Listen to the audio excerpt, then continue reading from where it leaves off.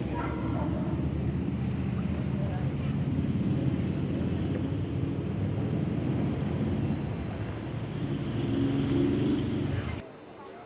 when you find one, you want to try to get it out by itself up on the top. Make sure there's no water on it. Different types of mines. There's two different types of mining, placer mining and hard rock mining. Placer mining is panning in the creeks, and back in the gold rush days, usually got enough gold just to feed themselves. Hard rock mining is where the money is. There's three different types of hard rock mines. First is an open cut. Good example of that is the Homestake and Lead. Before it shut down in 2001, it pulled out 10% of the world's gold, or 1 ounce for every 7 tons of gold ore. How they made an open cut is they cut off the top of the mountain and strip away the layers of rock.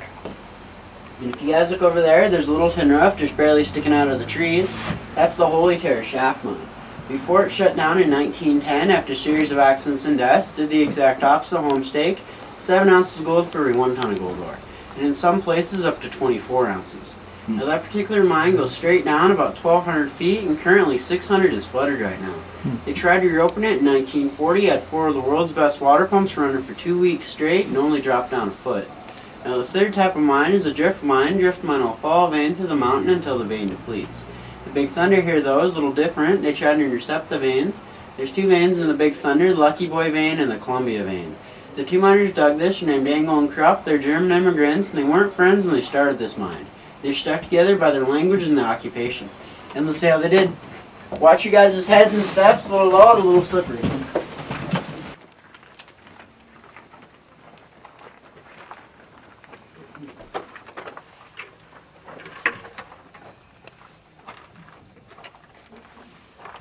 It's very brittle.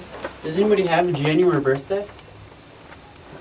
Does anybody know what the January birthstone is? Garnet. Yep, it's garnet. Look close, little black dots in there. Those are garnets. If anybody's panning for gold, you also find garnets. These are not gem quality. As you go farther back in the mine, the cribbing will end, and that's when the granite begins. This room you're standing right now is called the powder room. They stored their tools and explosives in here for a few reasons. First, if they stored them outside, they get rained on or stolen. If they stored them back there, blasting is supposed to make the spark explode and kill the miners. If they explode in here, though, just go out front of the mine. The townspeople could hear it and see it and dig the miners out. Hopefully.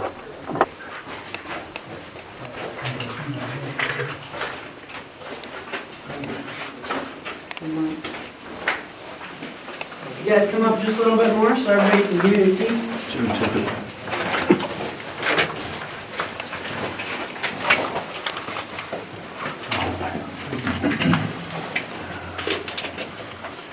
This is called the pneumatic drill, also called the Widowmaker. The reason why it was called the Widowmaker is a person working this had a life expectancy of only about 6 months. The reason for that is when they're drilling, a lot of dust would come up. The miner breathed it in, causing silicosis, similar to the black lung, except for the black lungs with coal. These are the drill bits that they use. They're made out of soft iron. They go 3.5 inches and last only 90 seconds. They can only bring in about 10 of these. After these 10 were done, they had to go downtown to the blacksmith shop and have them resharpened, which took about 20 minutes apiece. This wasn't very economical, so they came up with this. They screw it off last the same amount of time. You can bring in a couple bucketfuls of these. You guys see that little hole in the center? They pump water through that to be a lot less dust and saving miners' lives. Now, Angle and Krupp weren't rich enough to have a pneumatic drill, so they use this. This is called a spud bit, also made out of soft iron. How they use it is called double jacking. They put it over their shoulder like this, and the other person would swing an 18-pound sledgehammer. They weren't fortunate to have lights like these. They only had a couple of candles. They couldn't see into this very well, so they had to make a mark. They put their thumbnail over it like this. They'd go 1, 2, 3, mark, hopefully getting their thumb out in time. If they didn't get their thumb out in time, they switched up every 15 minutes or so revenge was coming. Wow. They had to go 3 feet to place a charge, and with double jacking, that took 2 weeks. With a pneumatic drill, using these drill bits, took about a week. And using these, it only took a day. This is the blasting pattern that they used. It's called the butterfly pattern. The charges in the center will ignite first, creating a hole. So when the top and bottom charges ignited, the rock would just go in that hole and not cause a cave-in. Any questions?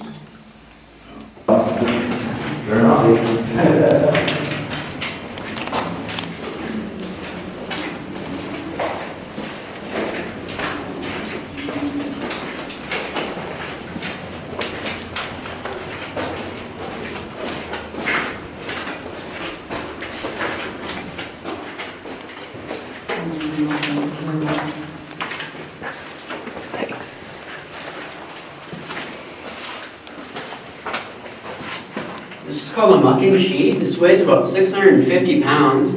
What they'd use it for is when they're about to blast, they'd throw up the rails to protect the rails from falling rock. It also created a flat surface to scoop up the rocks. The floors were about the same as the ceilings and the walls. Now the original name of this mine was Gold Hill Lode, but in 1900 it was changed to Big Thunder, and this is why. If anybody doesn't like loud noises, you might want to plug your ears. Everybody ready?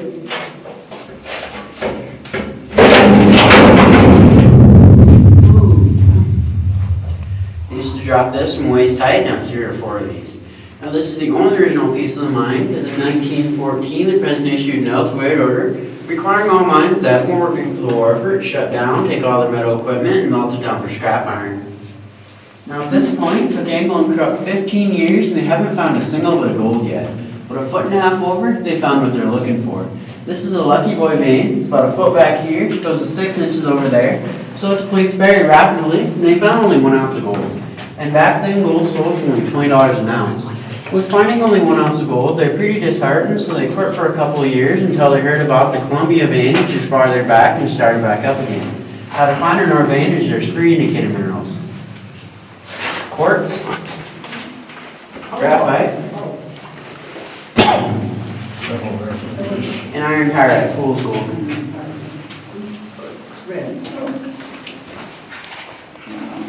Now 7 feet on the other side of this wall is the Lucky Boy mine. If you guys look in this corner, this is actually on Lucky Boy property. The Lucky Boy miners had anyone to find that out, they could have came over here and shot Angle and Krupp. That was a penalty for trespassing back then. But luckily for Angle and Krupp, nobody found out. Any questions? Flowstone wall. What a flowstone wall is made out of is sulfur, iron oxide, and a thin layer of water, creating that slimy appearance. Now this is very unusual for a mine, usually found in caves. And if you guys look up here, there's a natural air vent that goes all the way up to the top. That's the reason why this flowstone wall is here. Now back there, after a blast, it took weeks for the mine to clear, but up here it only took days. Now a former employee several years ago decided to test this theory out and brought in a cherry bomb. 16 stitches later, he found out that smoke goes all to the top. Like I said, former employee, right? But if you guys look up here, there's a little rust stalactites, they go an inch about every 30 years.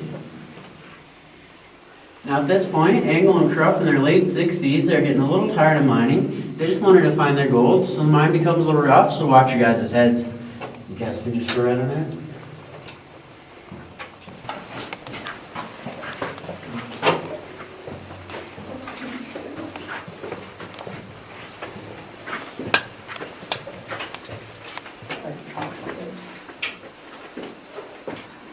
This is a Columbia vein. Now to this room right here, they found 4 ounces of gold. First, they tried to go this way. See those stakes sticking out? That means 3 feet, and the other side of the wall is a Columbia mine. The Columbia mine's at 6-foot stakes at 6-foot intervals. Everybody blasted at 3 feet, so if you hit one of those, knew not to go any farther. So they tried to go this way, but somebody staked a claim the other side of the wall just for spite. So they tried to go this way. This is a solid iron oxide wall. Their soft iron tools couldn't penetrate it, plus know how far back it goes.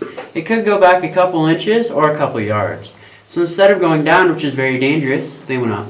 They went up about 65 feet and pulled out 5 ounces of gold.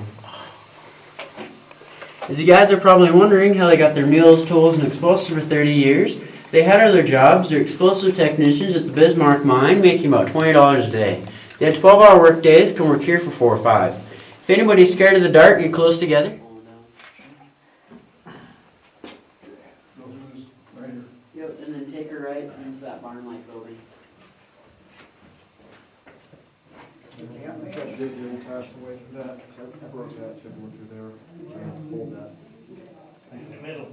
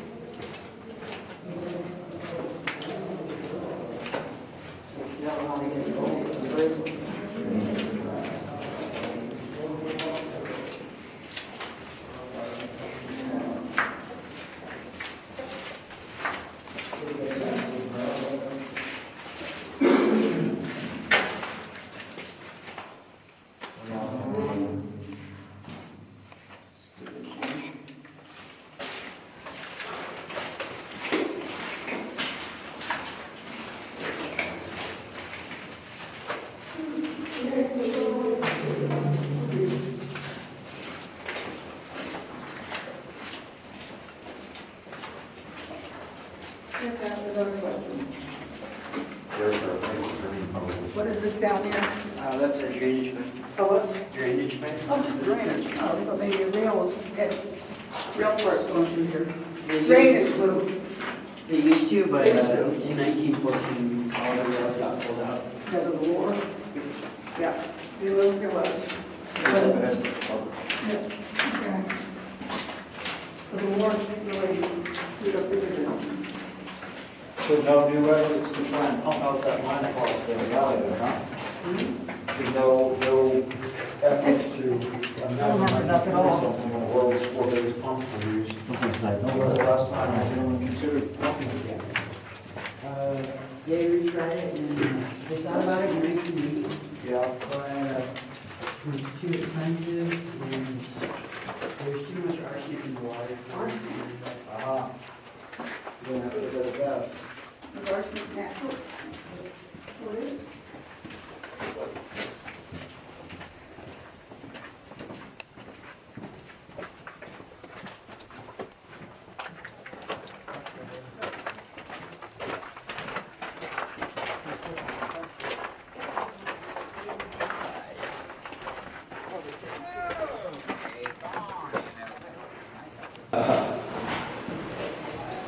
This is a replica of a mill, particularly the Tycoon Mill.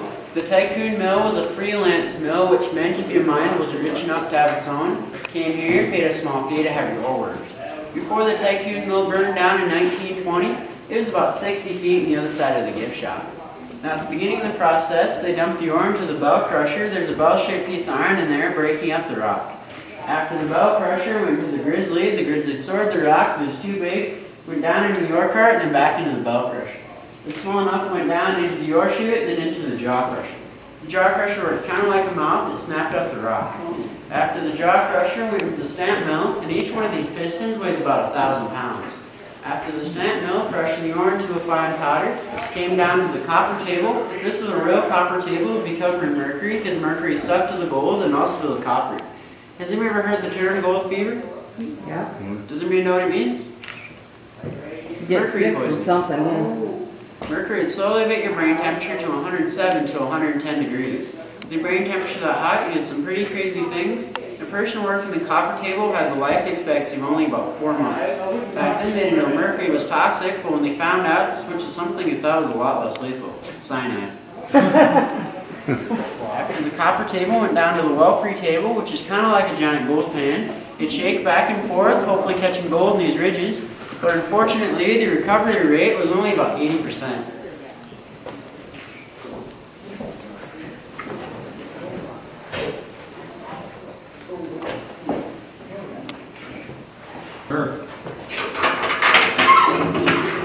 That's not what you It's an said. old-fashioned porta potty on wheels. Pardon? It's an old-fashioned Porta porta potty on wheels. What is it? Fred, the last person who used this had to clean it out. An older miner who already experienced this a couple times didn't want to do it again, so you tell the newer miners that somebody's trying to smuggle out gold through his mouth and accidentally swallowed it. So people would volunteer to clean this out and go through it for 4 or 5 hours. We hooked up to the forge, a couple grindstones, there's an anvil back there. Here's an old bed sharpener. And here's a bent bit. With the bed only lasting 90 seconds before it dulled, you had to be pretty quick to pull it out, otherwise this would happen. After it bent, the way it out was to blast it out, and these are pretty expensive, so if you're the person who did this, you got punished in 2 ways. First, you lost your wages for the day, and you also lost your meal for the day.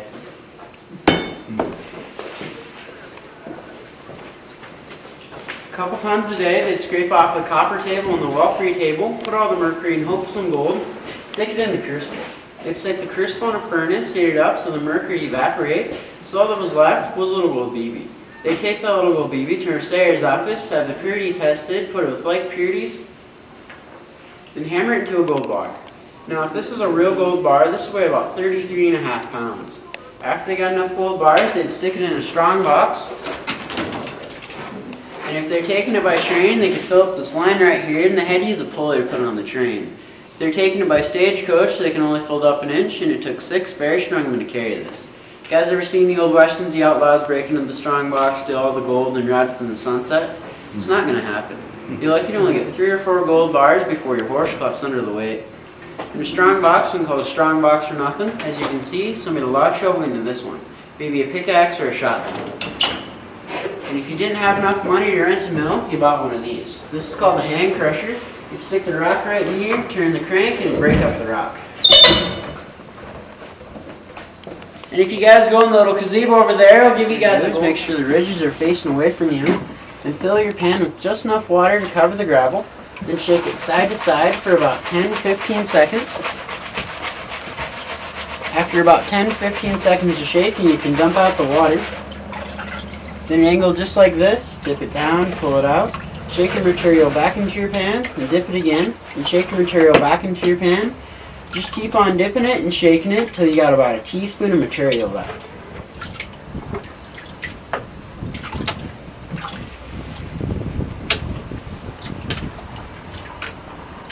After you get it down to about a teaspoon of material, get your material in this little pile, then take a little bit of water, swirl it around,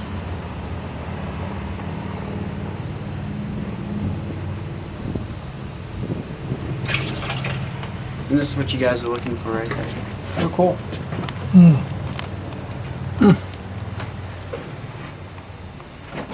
Kind of sparkly, well, not sparkly, but yeah. Oh, yeah. Okay. Wow. Filled with water, then take a dry finger, stick it to the gold, then stick it to the top of the vial, and it'll sink right down to the bottom.